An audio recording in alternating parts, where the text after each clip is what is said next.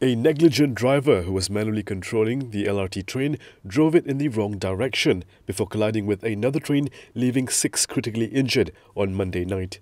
Transport Minister Siong said preliminary findings in the Land Public Transport Agency found the accident was due to negligence. Siasatan awal mendapati kemalangan adalah disebabkan kecuaian hosla yang memandu TR40 dalam arah yang salah. TR40 yang sepatutnya bergerak ke arah southbound menuju ke stesen Dang Wangi telah bergerak ke arah northbound atau different orientation yang telah mengakibatkan pelanggaran berlaku di antara TR40 dan TR81.